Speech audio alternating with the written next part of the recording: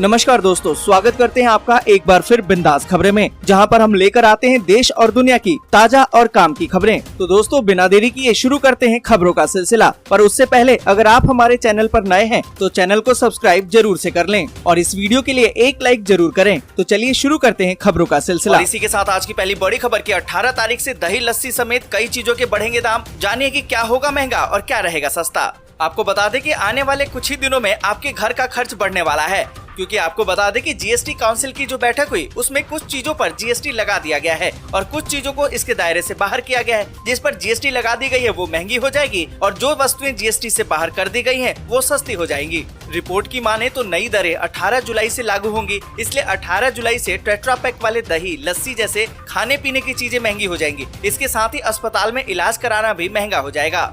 होटलों के 1000 रुपए प्रतिदिन से कम किराए वाले रूम पर अब 12% जीएसटी लगेगा। साथ ही आपको बता दें कि अगर अस्पताल में 5000 रुपए से अधिक किराए वाले जो कमरे होंगे उस पर भी अब 5% का जीएसटी लगेगा। साथ ही आपको बता दें कि चेकबुक जारी किए जाने वाले बैंकों की तरफ से लिए जाने वाले फीस पर अब 18% का जीएसटी लगेगा। और साथ ही आपको बता दें कि एलईडी लाइट्स और एलईडी लैंप पर लगने वाला जीएसटी 12% से बढ़ाकर 18% कर दिया गया है। और इसी के साथ अगली बड़ी खबर कि इन लोगों को मिल रही है एलपीजी सब्सिडी, आपको नहीं मिल रही है तो करें ये काम। आपको बता दें कि रसोई गैस की कीमत ने महिलाओं की परेशानी को बढ़ा दिया है। बीते दिनों गैर सब्सिडी वाले एलपीजी की कीमत में 50 रुपए की बढ़ोतरी की गई थी, जिससे जनता पर और महंगाई का बोझ पड़ गया है। हालांकि उज्ज्वला योजना के धारकों को अभी भी गैस पर सब्सिडी दी जा रही है। इसके अलावा कुछ ऐसे भी उपभोक्ता हैं जिनके खाते में नाम मात्र की एलपीजी की सब्सिडी भेजी जा रही है।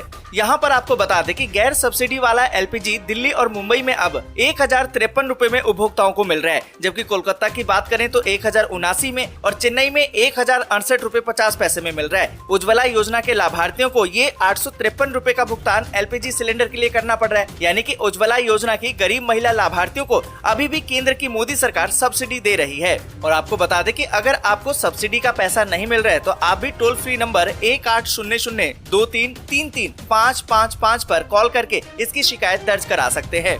और इसी के साथ अगली बड़ी खबर कि नेशनल हेराल्ड मामले में ईडी ने सोनिया गांधी को फिर से भेजा समन, 21 जुलाई को पेश होने को कहा।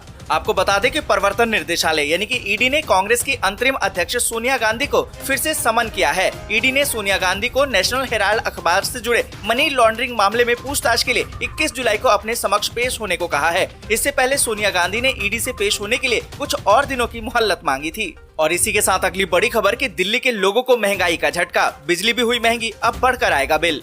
आपको बता दें कि देश की राजधानी दिल्ली के 2 करोड़ लोगों को महंगाई का अब एक और झटका लगा है। जहां एक तरफ राजधानी की जनता पहले से ही पेट्रोल, डीजल और सीएनजी और घरेलू गैस सिलेंडर के बढ़े हुए दामों से परेशान थी, तो इस बीच अब दिल्ली में बिजली की कीमतों में भी इजाफा कर दिया गया है और ये बढ़ोतरी 10 जून से लागू भी की गई है। आपको बता दें कि दिल्ली विद्युत विनियामक आयोग बिजली की दरें तय करता है। वहीं दिल्ली बिजली नियामक आयोग के 10 जून को जारी एक आदेश के मुताबिक अतिरिक्त पीपीएसी इसी साल 31 अगस्त तक या फिर अगले आदेश तक प्रभावी रहेगा। इस संबंध में डीईआरसी और दिल्ली में सत्तासीन आम आदमी पार्टी सरकार के साथ विपक्ष दलों का बयान अब तक नहीं आया है। इस फैसले के बाद अब दिल्ली वासियों की जेब पर गहरा असर पड़ने वाला है। और इसी के साथ अगली बड़ी खबर की यूएन की एक रिपोर्ट में दावा, भारत अगले साल तक बन जाएगा सबसे ज्यादा आबादी वाला देश, चीन छूट जाएगा पीछे। आपको बता दें कि भारत जल्द ही अपने पड़ोसी देश चीन को पीछे छोड़ते हुए दुनिया का सबसे अधिक आबादी वाला देश बन सकता है। संयुक्त राष्ट्र की एक रिपोर्ट की माने तो अनुमान जताया गया है कि इस रिपोर्ट में कहा गया है कि भारत 2023 के दौरान सबसे ज्यादा आबादी वाला देश होगा जो चीन को पीछे छोड़ देगा। आपको बता दें कि चीन और भारत दोनों ही क्षेत्रों में सबसे ज्यादा आबादी वाले देश हैं। 2022 में इन दोनों देशों की आबादी क्रमशः 1.426 अरब और 1.412 अरब पर है। यानी कि चीन की आबादी 1.426 अरब है, वहीं भारत की आबादी 1.412 अरब है। और इसी के साथ अगली बड़ी खबर के अमरनाथ हादसे में पीड़ित परिवारों से मिले सीएम केजरीवाल, 10-10 लाख रुपए की आर्थिक मदद का किया ऐलान। आपको बता दें कि दिल्ली के मुख्यमंत्री अरविंद केजरीवाल ने जम्मू कश्मीर में अमरनाथ गुफा के पास बादल फटने के बाद अचानक जो बाढ़ आई और उसमें जान गंवाने वाले राष्ट्रीय राजधानी की 2 महिला तीर्थयात्रियों के परिजनों के लिए सोमवार को 10-10 लाख रुपए की आर्थिक मदद की घोषणा की है। 8 जुलाई को अमरनाथ गुफा के पास बादल फटने के बाद अचानक आई बाढ़ में कम से कम 16 श्रद्धालुओं की मौत हो गई थी, जबकि 30 से अधिक अब तक भी लापता है। और इसी के साथ अगली बड़ी खबर की सर्वदलीय सरकार बनने के बाद इस्तीफा देंगे श्रीलंका के सभी कैबिनेट मंत्री, पीएमओ ने दी है इसकी जानकारी। आपको बता दें कि श्रीलंका के प्रधानमंत्री रानिल विक्रमसिंघे के कार्यकाल ने राष्ट्रपति और प्रधानमंत्री द्वारा अभूतपूर्व इस्तीफे की पेशकश के बाद कहा कि सर्वदलीय अंतरिम सरकार के गठन पर सहमति बनने के बाद श्रीलंका का पूरा मंत्रिमंडल सोमवार को इस्तीफा देने पर सहमत हो गया है। देश के सबसे खराब आर्थिक संकट से निपटने के लिए नेताओं के घरों में विरोध प्रदर्शन शुरू हो गए हैं और हजारों गुस्साए प्रदर्शनकारियों ने नेताओं के घरों पर धावा बोल दिया है। वहीं आपको बता दें कि राष्ट्रपति राजपक्षे ने शनिवार को घोषणा की कि वो इस्तीफा दे देंगे। प्रधानमंत्री विक्रमसिंघे ने भी कहा कि वो नई सरकार बनने के बाद पद छोड़ देंगे। और इसी के साथ अगली बड़ी खबर कि केरल में अब तक सामने आ चुके हैं कोरोना के 11 वेरिएंट। स्वास्थ्य विभाग ने दी है इसकी जानकारी।